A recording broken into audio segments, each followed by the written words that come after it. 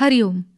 श्री व्यास महर्षींनी महाभारताचे मंथन करून गीतारूपी नवनीत काढलं आणि त्याच्याही पुढे जसं कडवलेल्या लोण्याचं तूप सेवन करणाऱ्याला पुष्टता येते, तद्वत श्रीमद भगवद्गीतेवरील ही ज्ञानेश्वरी असून चिंतन, मनन आणि आचरणात आणणारा साधक सिद्ध होईल.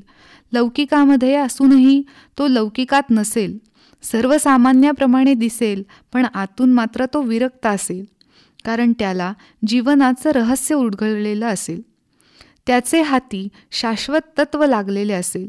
देहाच्या मर्यादा आणि देहाचं महत्त्व हे देखील त्याला समजलेलं असेल.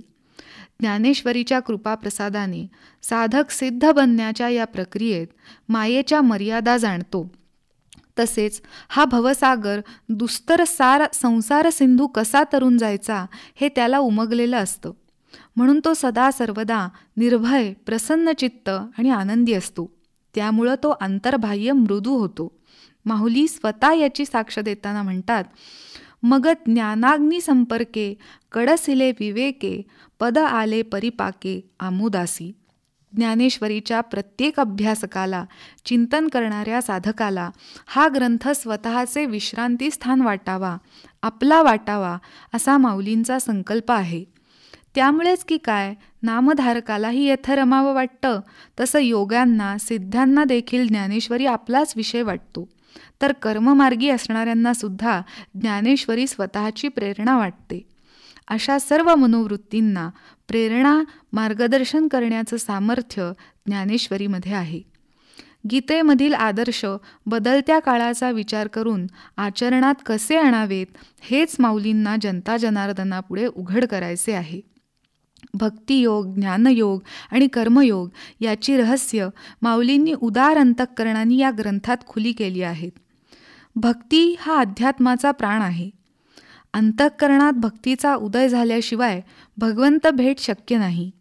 या संदर्भात जसं समर्थ रामदास स्वामी मनाला उपदेश करतात की मना सज्जना भक्ती पंथेची जावे, त्याप्रमाणे माऊली देखील साधकाला मौलिक मार्गदर्शन करताना म्हणतात, तरी झडझडोनी वहिला निघ इये भक्तीचिये वाटे लाग, जिया पावसी अव्यंग निजधाम माझे. म्हणून ज्ञानयोग, कर्म हे भक्तियुक्त असले तर भगवत दर्शनासाठी उपयोगी आहेत. अशी त्रिखंडात वंद्य असलेली, सर्व साधू संतांनी पुरस्कृत केलेली भक्ती महाभारतातील भीष्म पर्वात प्रतिपादली आहे. हेच गीतेचं जन्मस्थान आहे. म्हणून देवाधिकांनीही वंदन केलेल्या या भक्तीच्या वाटेवर त्वरेनी वाटचाल करत अजिबात विलंब करू नकोस असे साधकाला त्याच्या मनावर ठसवण्यासाठी माऊलींनी झडझडोनी या शब्दावर भर दिला आहे.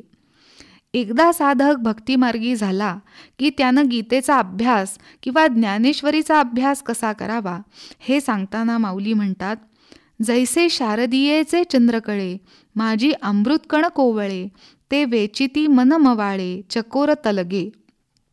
चकोर तलगे म्हणजे चकोर पक्षाची पिले ज्याप्रमाणे हळुवारपणे चंद्रकिरणातील अमृत प्राशन करतात, कारण तेच त्यांचं जीवन असतं, त्याप्रमाणे सद्भक्तांनी देखील ज्ञानेश्वरी अशी हळुवारपणे सेवन करायची आहे. म्हणजे याचा नक्की कोणत्या दृष्टिकोनातून अभ्यास करायचा याचं चिंतन पुढील भागात पाहू. तोपर्यंत रामकृष्ण हरी.